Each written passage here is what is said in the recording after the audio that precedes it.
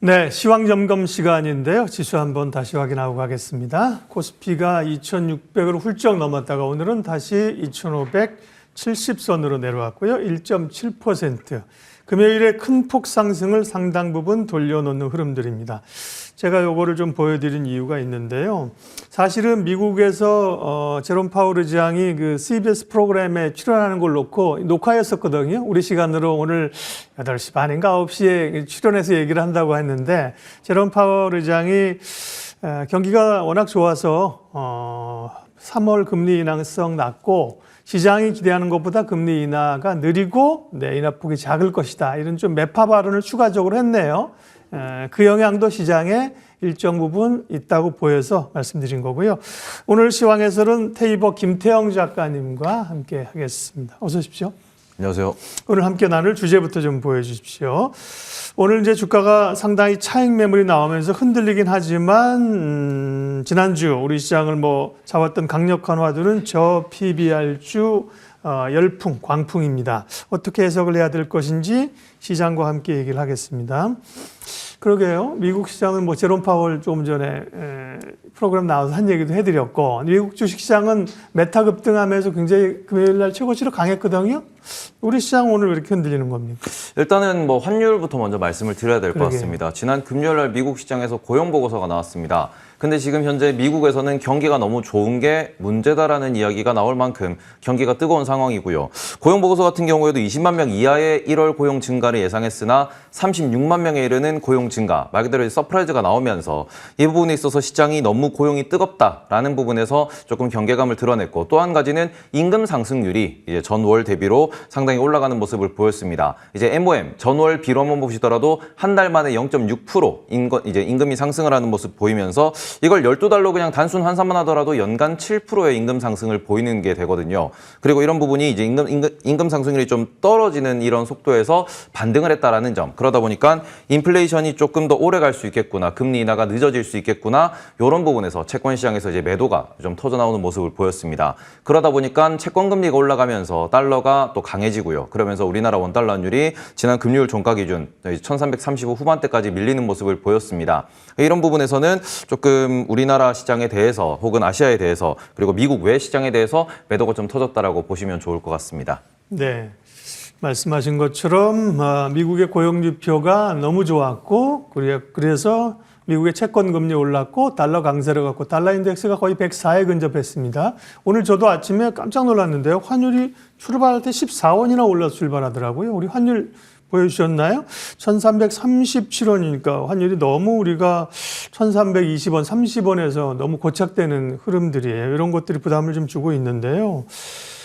그러면 근데 이제 고용 지표를 놔두고서는 사실은 이게 좀 너무 서프라이즈해서 뭔가 좀 찜찜하다, 왜곡이 있을 수 있다, 이런 얘기도 있잖아요. 네. 그런 경제 지표에 따른 노이즈나 금리 인하 시기가 늦어진다고 하는 거를 시장은 그러면 얼마나 반영을 할까요, 앞으로? 일단은 페드워치라고 하는 금리 선물 시장을 기준으로 보시면은 여전히 올해 금리를 6번 낮출 거다, 이렇게 이야기를 하고 있습니다. 그러니까 이런 부분 같은 경우에는 또 한 가지 이슈가 있는데, 지금 미국의 상업용 부동산 관련돼 가지고 이제 한 지역은행 같은 경우에는 폭락을 하는 모습도 보였고요.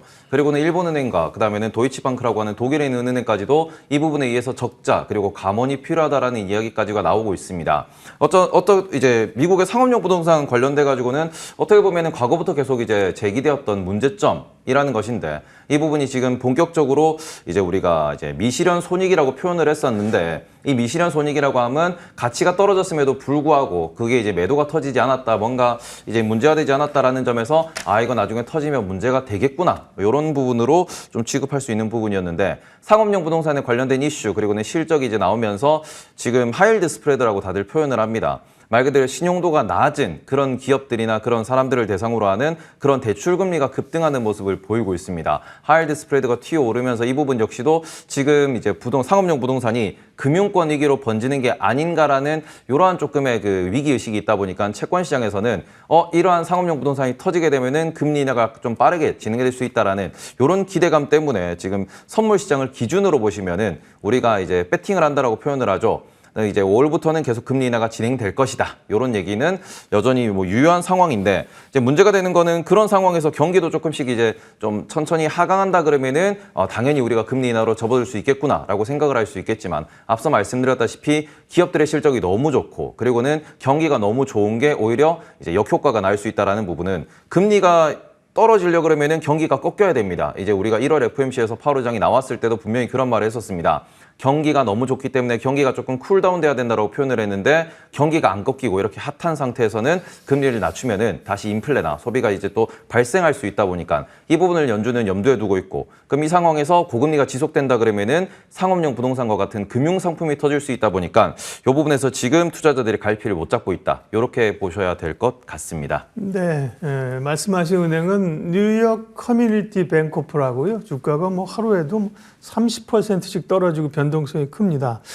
근데 사실은 금요일까지 분위기 좋았잖아요. 네. 좀 놀랄 정도로 오늘은 좀 지수 조정이 크게 나오는데 지금까지 언급한 오늘 얘기, 물론 이제 그동안에도 약간 좀 보수적으로 보셨는데 오늘 얘기들은 부정적인 얘기를 많이 하셨습니다. 네. 일단 부정적이라기보다는 네. 제가 오늘 떨어지는 부분은 환율도 분명히 문제가 있겠으나 지난 금요일 날 딱 장마치고 난 뒤에 나온 뉴스가 하나 있습니다. 뭐냐 그러면은 우리나라 이제 기업 밸류 프로그램이라고 해가지고 PBR주, 저 PBR주에 네. 대해서 관심이 뜨거워졌던 그런 하나 핵심 프로그램이 있는데 이 부분에 있어서 정부 측에서 의지를 밝힌 것이 이걸 기업 자율에 맡기겠다라는 얘기가 하필이면 금요일 6시 이후에 뉴스가 나왔더라고요. 이 부분에 있어서는 주말 내도록 이제 다른 분들과 만나서도 얘기를 해봤는데 정책 당국자의 입을 빌어서 나온 겁니까? 공식적인 발표는 아닐 것 같은데. 공식적인 발표보다 인터뷰에서 그런 예, 얘기가 예, 나왔습니다. 그러면서 이제 우리가 3대 주간지라고 부르는 예, 대형 예. 신문사에서 헤드라인으로 나오다 보니까 그러니까 결국 강제성이 없다. 그러면 네. 하겠느냐 이런 우려라는 거죠. 강제적으로 진행을 하기보다는 기업의 자율에 맡기겠다 이런 얘기가 좀 나왔다라는 부분에서는 네. 그것 때문에 시장에서도 그동안 우리가 의심을 많이 했죠. 이게 과연 될까 될까. 그러게요. 그러다 보니까 차익 실현이 좀 나온다라는 점도 조금 뭐 영향을 미치고 있지 않나라고 좀 보셔야 될 것 같고 네. 지금 같은 경우에도 그래도 주가가 좀 버티는 쪽 같은 경우에는 뭐 2024년도에 실적이 좀 기대가 된다든지 아니면 그럼에도 불구하고 배당이 높은 기업들 같은 경우에는 뭐 장초에 하락을 하더라도 좀 버티는 모습도 보이고 있거든요. 그러니까 지금은 옥석 가리기를 잘 해야 되는 상황이다. 이 부분도 조금 보셨으면 좋겠습니다. 너무 좀 무분별하게 오른 부분이 있다 보니까 네. 그런 부분의 차익 실현도 오늘 좀 있다라고 보시면 될 것 같습니다. 그러면 기업 밸류 프로그램 그 얘기 먼저 질문에 이어갈게요. 말씀이 나왔으니까 정부의 정책 대감으로 저 PBR주 정말 뭐 이게 테마주처럼 광풍이 일면서 급등을 했어요. 장기적으로 가는 게 맞죠, 방향이. 근데 단기적으로 우려가 좀 있다는 건데요. 그 부분엔 그러면 그렇다고 이제 오늘 사실 차익 나온다고 이제 끝났다 이렇게 보기는 어렵잖아요. 옥석 가리기를 어떻게 해야 됩니까? 일단은 저 PBR주 같은 경우에는 PBR이라는 것에서부터 우리가 원점에 접근을 해야 되는데 지금 PBR은 그냥 우리가 자산 가치라고 좀 보시면 될 것 같습니다. 들고 있는 이제 주식이라든지 부동산, 현금 같은 거를 종합적으로 합쳐가지고 이 기업이 들고 있는 자산이 얼마다라고 볼 수 있는 부분인데 그 부분에서 우리나라 같은 경우에는 과거부터 부동산주라는 기업들이 많이 존재를 했습니다. 대표적으로 이제 도심지에 마트를 들고 있는 그런 기업들 같은 경우에는 그 부동산 평가에 의해 가지고 이 기업은 들고 있는 재산이 많아라고 볼 수 있지만 문제는 그 부분에 있어가지고 주식 투자에서는 그 기업이 들고 있는 자산을 보고 투자하는 게 아니고 그 기업의 성장과 그 기업이 지금 벌어들이는 현금, 캐시플로우를 보고 그 캐시플로우에서 얼마나 재투자가 발생을 하느냐 그리고 얼마나 그 부분을 주주에게 공유하느냐, 환원하느냐에 대해서 이제 그 관점을 가지고 장기 투자 혹은 단기 투자를 하게 되는데 그런 부분에 있어서 우리나라는 부동산 관련된 혹은 자회사의 지분 가치에 의한 PBR이 좀 낮게 평가되는 그런 기업들이 많습니다. 이게 어찌 보면 코리아 디스카운트의 원인이라고 볼 수 있는 부분인데 그런 기업들 같은 경우에도 이번에 좀 무분별하게 오른 부분이 분명히 존재를 하거든요. 그러니까 다시 돌려서 말하면은 글로벌 스탠다드로 우리가 다시 한번 생각을 해보시면은 미국에 있는 대부분의 기업들은 총 주주 환원율이라고 표현을 합니다. 배당과 자사주 소각 1년 동안 그걸 얼마나 하느냐에 따라 가지고 요 총주주 환원율이 매년 변하게 되는데요. 총주주 환원율을 3% 전후 정도 모든 기업들이 그 정도 밸류에서 거래가 되고 있습니다. 애플도 마찬가지고요. 우리가 비싸다고 표현하는 엔비디아 그리고 메타 역시도 마찬가지라고 볼 수 있습니다. 폭등에서 무서운 이유는 그만큼 주주 환원을 늘렸기 때문에 그 가치에 맞게 상승한 것인데 이 부분에 있어서 우리나라의 눈높이를 가져와 보면은 그래서 우리나라가 3% 이상의 주주 환원을 매년 꾸준히 지급을 하면서 그러면서 실적도 성장하는 기업은 얼마나 있냐 그러면은 100개 기업이 채 되지 않습니다. 그런 부분에서 최근에 이제 우리가 저 PBR주가 좀 광풍이 불었다고 표현하지만 저 같은 경우는 이게 되게 반가웠다라고 말씀드릴 수 있는 부분은 그동안 저평가를 받고 있던 은행이라든지 통신 이런 기업들도 이번에는 좀 기회를 받으면서 시장의 주목을 받았거든요. 그러면서 우리가 최근에 이제 미국 기업들은 왜 우상향하는가에 대해서 의문을 갖는 분들이 많이 계십니다.